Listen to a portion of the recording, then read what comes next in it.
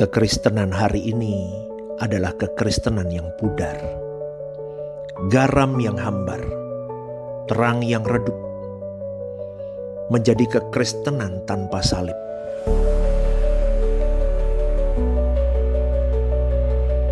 Menyelimuti manusia tanpa kasih dan pengorbanan.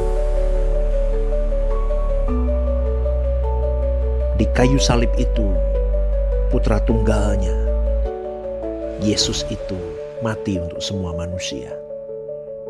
Namun adakah manusia menghargai akan kematiannya? Seperti Yesus bukanlah lagu atau nyanyian.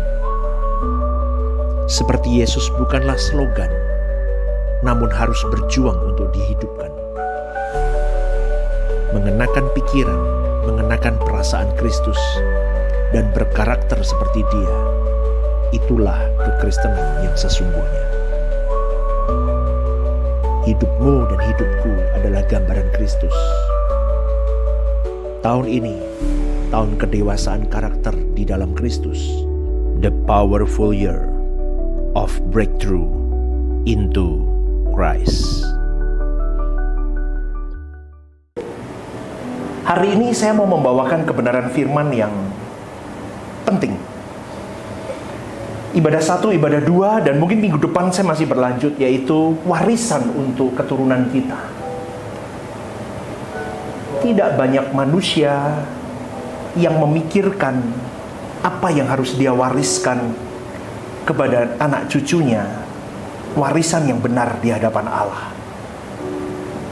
Kenapa saya katakan itu? Karena tidak banyak orang yang mengenal realita bahwa hidup di bumi ini hanya sementara, hidup di bumi ini cepat berlalu, hidup di bumi ini sekejap mata, saudaraku.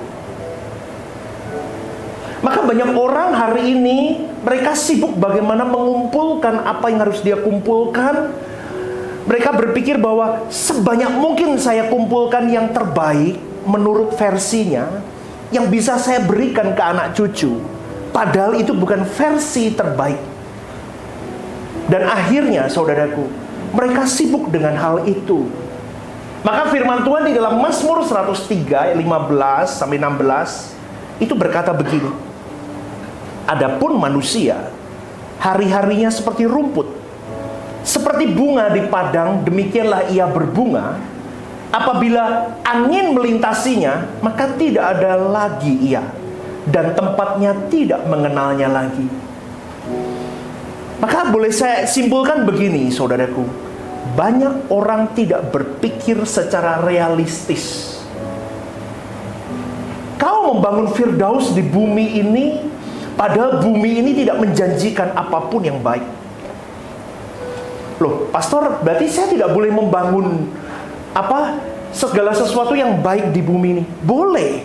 Tetapi kalau full attentionmu hanya untuk itu, kau akan menyesal suatu hari nanti. Karena bumi ini hanya sementara. Hidupmu hanya 70-80 tahun. Saya berkata begini bukan mengajak Anda menjadi orang yang pesimis, fatalistik, berpikirnya bahwa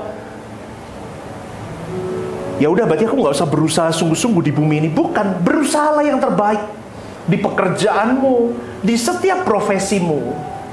Tetapi ingat, kau harus tancapkan satu pemikiran jelas bahwa kehidupan di bumi ini benar-benar tidak menjanjikan, saudaraku. Maka seharusnya, dengar baik-baik, setiap orang tua mempersiapkan anaknya untuk mengikuti jejak Tuhan sejak di bumi ini. Katakan amin, saudaraku. Setiap orang tua harus mempersiapkan anak-anaknya untuk mengikuti jejak Tuhan selama dia hidup di bumi ini.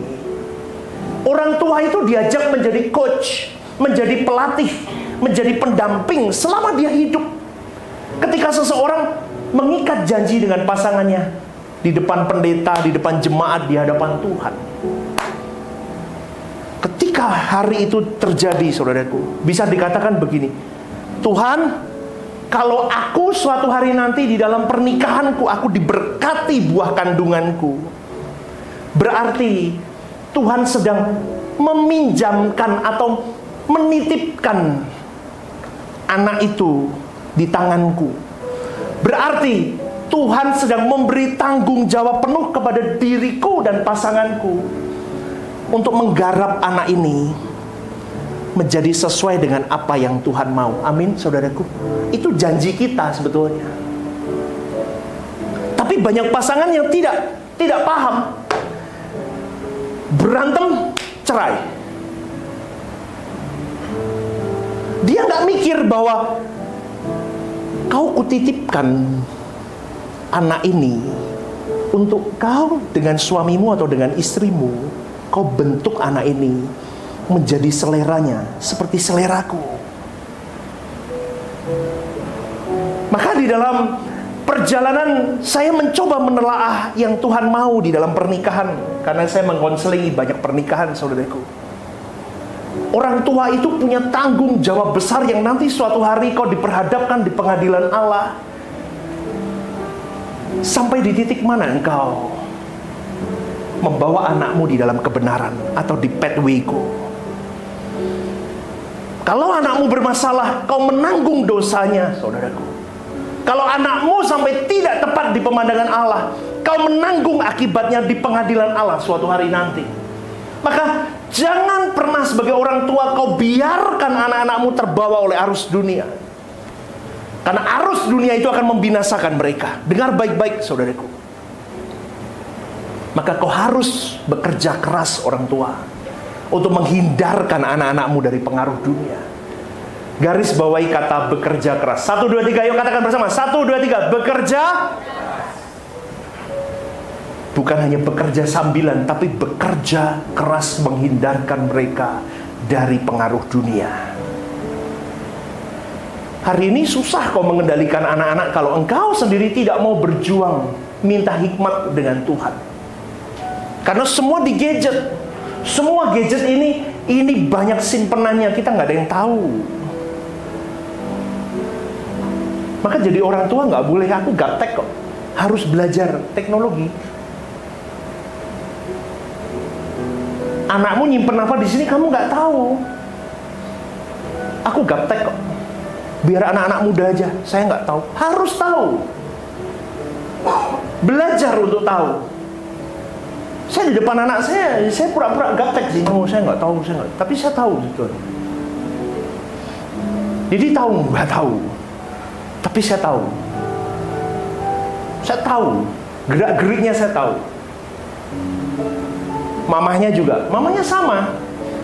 Ada yang di-link sama HP-nya dia. Tahu. Dia cari apa kita tahu. Bukan kita mau kepo sama anak. Bukan. Tetapi kita mau. Ini anak-anak di masa pertumbuhan, saudaraku. Saya harus memberikan pagar-pagar yang kuat supaya mereka suatu hari nanti tidak salah jalan. Harus kerja keras. Yes, teknologi maju. Belajar, kerja keras. Belajar teknologi supaya kau tidak ketinggalan. Kerja keras. Siapa circle anak-anakmu? Kerja keras. Dia dekat dengan siapa? Kerja keras. Cari tahu. Sampai engkau bisa berkata, Tuhan taruh aku hikmat terus untuk aku bisa membawa anakku ini benar. Maka ada ini hari ini di ibadah pertama saya mau kasih satu poin yang pertama. Nanti akan saya lanjutkan nanti ya. Poin yang pertama yang harus diperhatikan orang tua yaitu yang pertama. Orang tua bertanggung jawab menunjukkan jejak Tuhan. Itu tugasmu. Menunjukkan jejak Tuhan. Yuk kita katakan bersama. 1, 2, 3. Menunjukkan jejak Tuhan. Kau dan saya, orang tua, bertanggung jawab menunjukkan jejak Tuhan kepada anak-anak kita. Maka dari itu orang tua harus berjuang menampilkan wajah Kristus di setiap hari-hari hidup. Wah, itu berat, pastor. Oh iya, ini hal yang berat dan sangat berat. Tetapi ini adalah hal yang terpenting. Ini hal yang mutlak, yang harus dilakukan semua orang tua yang mengaku dia hidup sebagai orang percaya, orang Kristen, pengikut Kristus. Maka sebagai orang tua, kau harus benar-benar punya waktu dengan Tuhan, kau memohon kepada Tuhan untuk mencelikkan batinmu, untuk engkau bisa mengerti terlebih dahulu apa kehendak Allah dalam hidupmu, supaya kau bisa salurkan kepada generasimu. Karena pengenalan hikmat kebijaksanaan yang datang daripada Tuhan itu adalah warisan yang paling penting untuk menempatkan keturunanmu di pathway Tuhan yang benar. Dan itu warisan yang tidak bisa digantikan oleh apapun.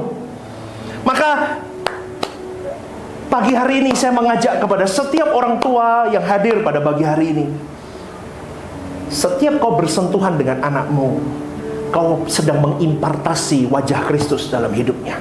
Setiap kali kau bersentuhan dengan anakmu, kau sedang mengimpartasi jejak Tuhan dalam hidup anak-anakmu. Amin, saudaraku.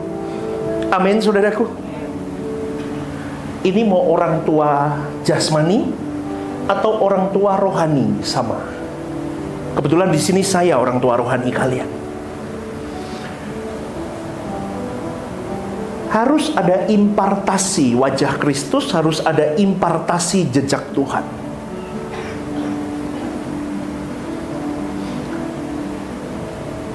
Nanti ibadah 2 saya akan jelaskan bagaimana menegur anak. Ya, ini saya akan jelaskan dulu bagaimana menemukan jejak Tuhan. Kalau orang tua punya wajah batin Kristus, seperti Kristus, maka wajah batin itu akan diwariskan ke anak-anaknya. Itu yang utama, saudaraku. Anak-anak kita punya persekutuan dengan Allah yang dalam. Anak-anak kita tahu papa mamaku itu ngajarin aku apa sih? Oh, ngajarin aku bagaimana hidup kudus.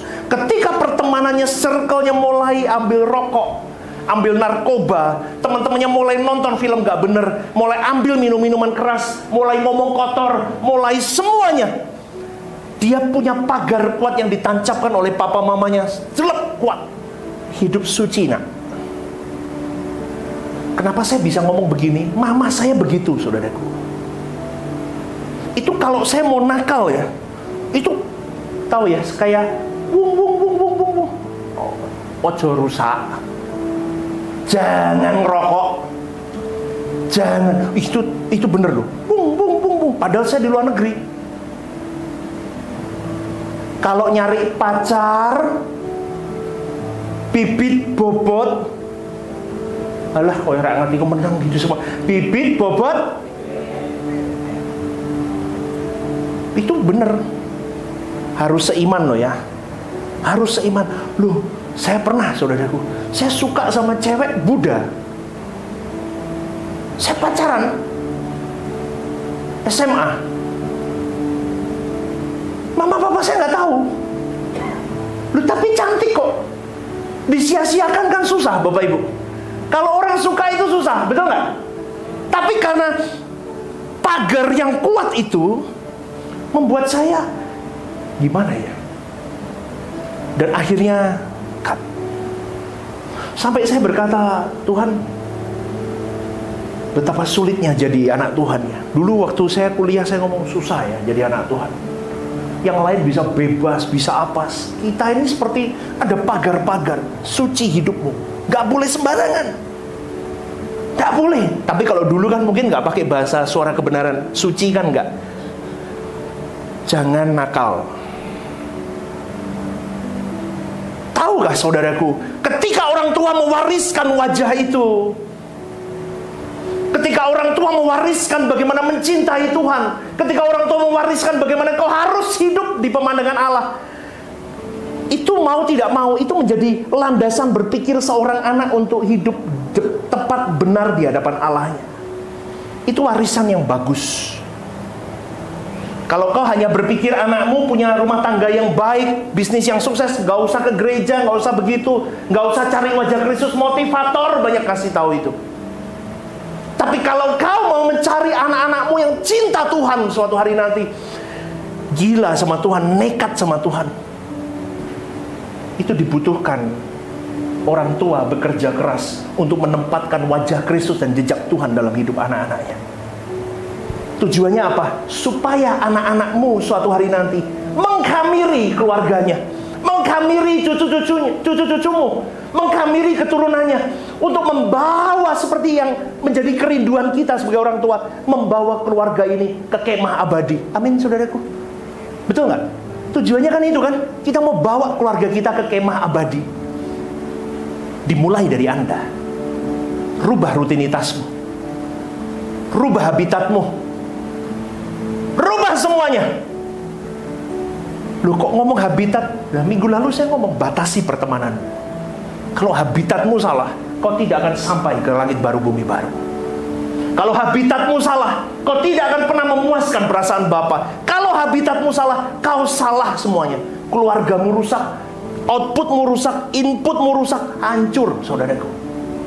Maka berjaga-jagalah dengan hidup. Karena kita tahu dunia ini tidak selamanya, dan dunia ini mewariskan kepedihan yang begitu dalam. Kita hanya menunggu kita meninggalkan orang yang kita kasih, atau kita ditinggalkan orang yang kita kasih. Betul, Bapak Ibu? Betul? Kita hanya menunggu itu. Maka kalau kita benar-benar hidup, memperhatikan setiap jengkal kehidupan ini, maka kita tahu bahwa ini hanya sementara, tempat numpang sementara. Maka di dalam kesempatan sementara ini, aku mau pergunakan waktuku yang singkat ini untuk aku bisa mewariskan sesuatu yang indah. Kenapa? Karena suatu hari nanti kita bisa berkumpul bersama dengan orang-orang yang kita cintai, anak-anak cucu kita, di kemah abadi di langit baru bumi baru. Coba kalau suatu hari kita tidak bertemu dengan mereka, saudaraku, betapa menyesalnya kita. Maka di dalam ketragisan hidup ini, ada satu pedoman yang harus kau racunkan kepada anakmu, yaitu apa? Pengharapan kita, nak, satu, di langit baru bumi baru saja, tidak ada yang lain. Amin, saudaraku. Berikan tepuk tangan untuk Tuhan. Maka warisan yang terindah adalah ketika kau dan saya bisa membawa jejak Tuhan di dalam hidup anak-anak kita. Bapak Ibu yang dikasihi oleh Tuhan, hari ini, mungkin hari ini kau berkata, kenapa pastor harus memperkatakan ini? Karena iblis tidak tinggal diam tentang keluarga. Dia tidak bisa menghabisimu, dia menghabisi keluargamu. Kalau keluargamu dihabisi, maka keturunanmu habis semua. Saya sedih, saudaraku, saya melihat realita banyak keluarga yang bercerai. Tidak pun bercerai, tapi sudah lumpuh. Ngerti nggak, saudaraku? Halo? Ngerti lumpuh, saudaraku? Dalam satu atap, dalam satu pernikahan, tapi lumpuh. Tidak ada cinta di situ, tidak ada kasih di situ, tidak ada kesungguhan untuk saling membangun. Tujuan pernikahan apa? Saling membangun antara suami dan istri, untuk saling menolong untuk mereka berdua bisa kembali ke rancangan Allah semula. Tetapi faktanya di lapangan hancur. Kenapa? Karena suami dan istri tidak punya mentalitas untuk mencari wajah Allah, untuk mencari jejak Tuhan. Yang mereka cari apa? Kesenangan dunia. Ketika mereka menikah, mereka mengharapkan seks. Ketika mereka menikah, mereka mengharapkan anak. Ketika mereka menikah, mereka mengharapkan kebahagiaan. Ketika mereka menikah, mereka mengharapkan segala sesuatunya kelihatannya bisa baik, dan ternyata pada faktanya meleset. Maka kalau Anda telaah lebih dalam ya, kadang saya sampai duduk sama istri saya gandengan gitu ya, di dalam porak-poranda hidup, masalah banyak, pelayanan dan sebagainya.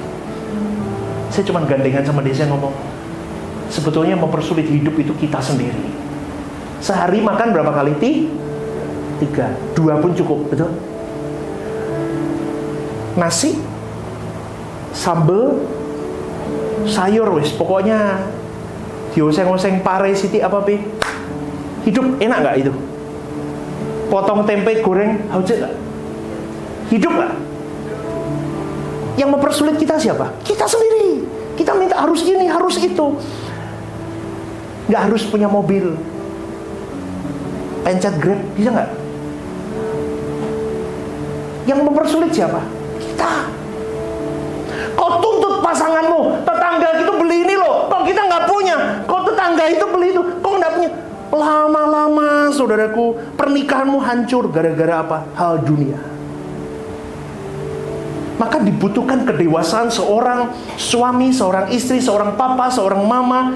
Pasangan ini punya kedewasaan dalam arti apa? Kalau nggak punya apa-apa, kita cari sama-sama. Katakan amin. Cari. Ulang sekali lagi. Cari. Bersyukur sama. Menangis sama. Nggak usah tuntut pasanganmu. Berikan tepuk tangan untuk Tuhan. Coba kalau begitu, suamimu datang bawa uang cuma segini, dipeluk, "Pak, thank you ya, kau sudah kerja keras untuk keluarga ini." Suamimu bisa menangis di dalam lelahnya, dia berkata, "Thank you ya, kau support aku." Yuk doa bareng yuk. Pak, yuk doa yuk, Tuhan berkati kita lebih lagi. Ayo. Keinginan-keinginanmu yang gak perlu matiin. Anak-anakmu lihat, oh begini ya berkeluarga ya. Wih keren ya mama papaku ya.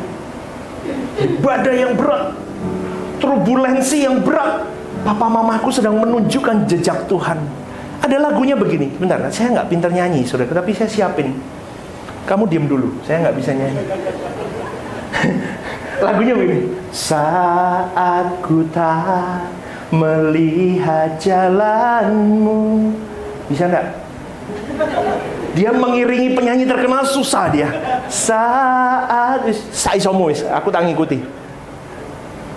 Ya, yuk. Saat ku tak melihat jalanmu, saat ku tak mengerti rencanamu, namun tetap ku pegang janjimu, pengharapanku hanya padamu. Katakan, hatiku percaya, hatiku percaya,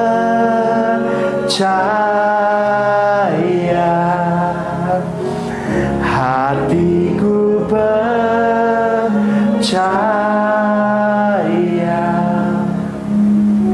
hatiku percaya,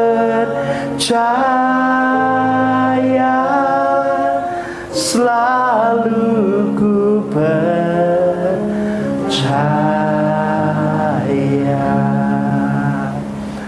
Lord, I will trust in you. Lord, I will trust in you. Lord, I will trust in you.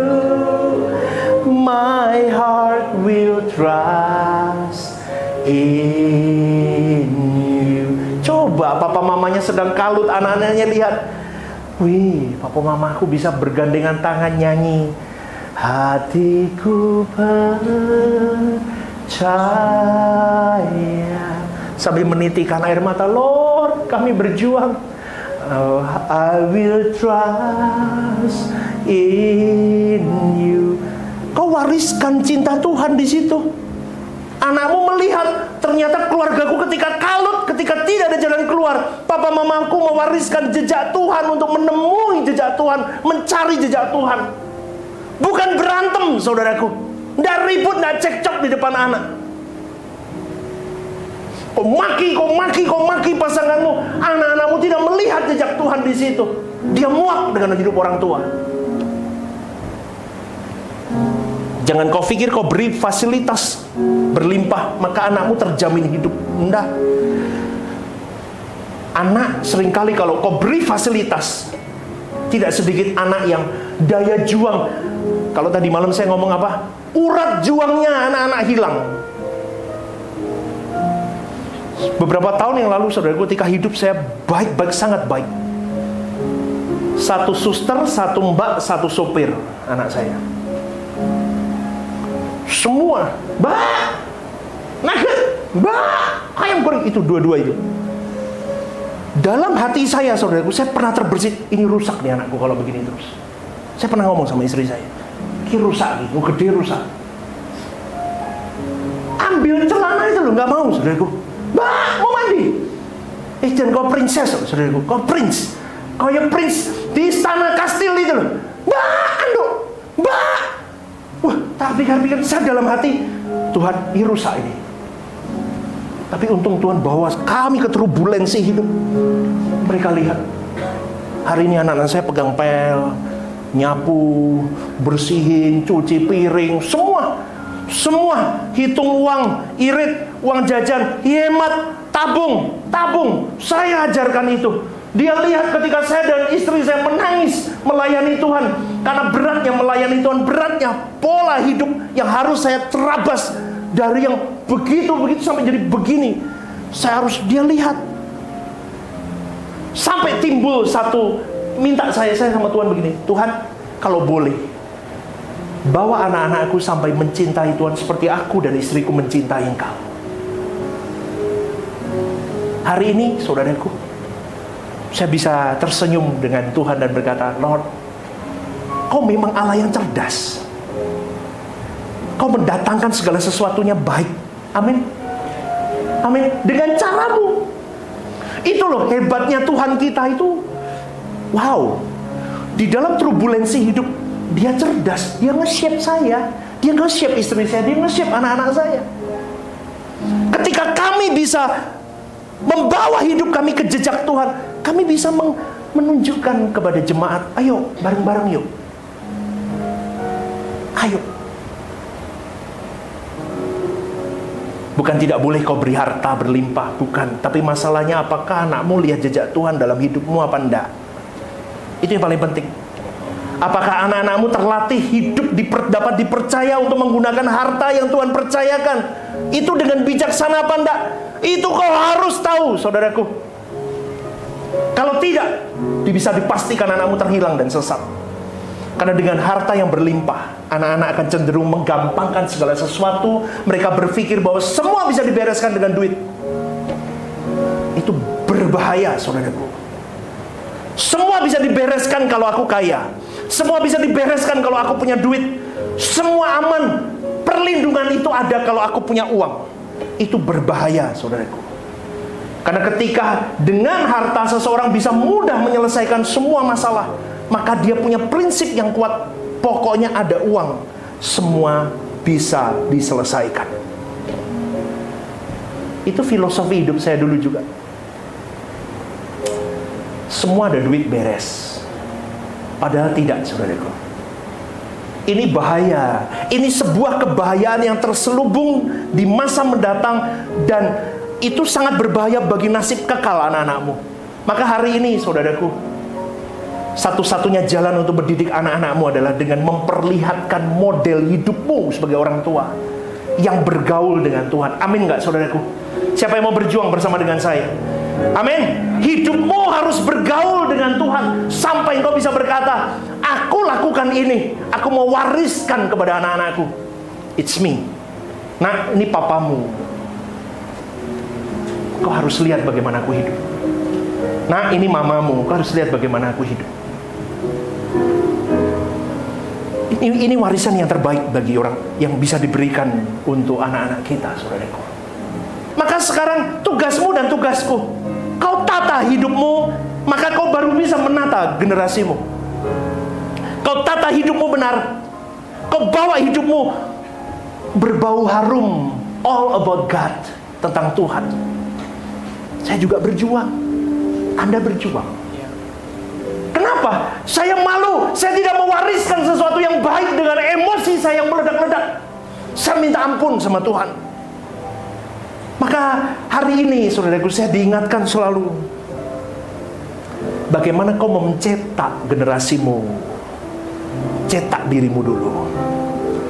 Seberapa kau mau generasimu cinta Tuhan, kau harus lebih dulu mencintai Tuhan sampai generasimu bisa melihat. Tapi untungnya Jaden lihat saya di dalam pengembaraan di kamar doa saya nangis kayak apa. Dia lihat, dia tahu bapaknya sedang berjuang. Dia kalau ngomong sama orang-orang deh, sama teman-temannya juga, dulu dediku, takut aku. Oh iya, saudaraku, dulu ngeri saya. Saya kalau sama staf, wah ngeri saudara dulu. Kamu begini aja nggak bisa, goblok kamu. Tak saya sebar, bisa dulu ya apa? Goblok gini aja nggak bisa. Ambil, walain. Anak saya, hari ini nggak begitu saudaraku. Saya sudah banyak berubah. Tapi masih ada momentum-momentum kecil yang masih ngerti ya? Maka hati-hati, saya selalu bilang apa? Iblis itu selalu meniupkan kayak obat nyamuk itu loh, bara api. Kamu dulu kebakaran, sekarang udah nggak kebakaran. Yes, bagus. Tetapi hati-hati, iblis masih meniupkan bara-bara kecil itu. Ngerti ya? Obat nyamuk bakar itu loh. Bara apinya itu ditiupin, kebakaran.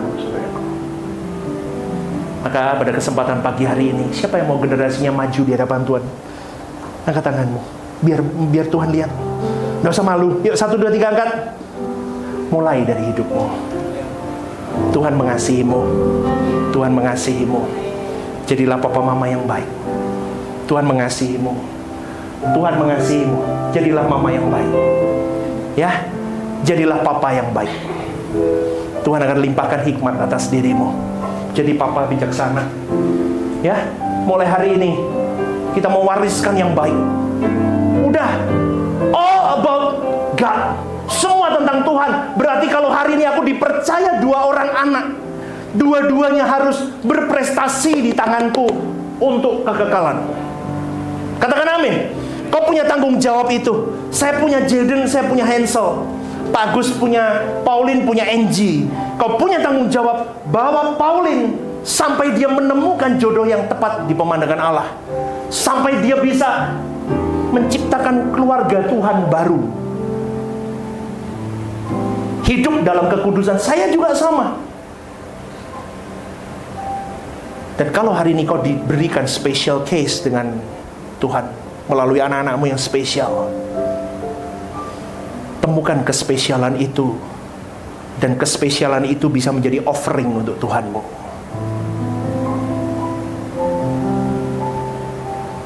Jangan putus asa, saudaraku. Hidup mengiring Tuhan itu tidak gampang memang. Tetapi ya harus kita selesaikan. Ibadah Rehoboth Semarang ada di setiap minggu jam 8 pagi dan jam 10 pagi. Setiap ibadah disertai ibadah anak, sekolah minggu pukul 8 pagi, dan Eternity Teens pukul 10 pagi. Ibadah midweek ada di setiap hari Rabu, pukul 6:30 malam. Bergabunglah bersama kami dalam Home Usia Indah, setiap Jumat minggu kedua pukul 5:30 sore di Sekretariat Gereja. Hangout Club setiap Jumat minggu pertama, pukul 6:30 malam, di Sekretariat Gereja. Anda dapat mengajak keluarga, teman, dan relasi untuk bisa bergabung bersama kami di Rehoboth Semarang.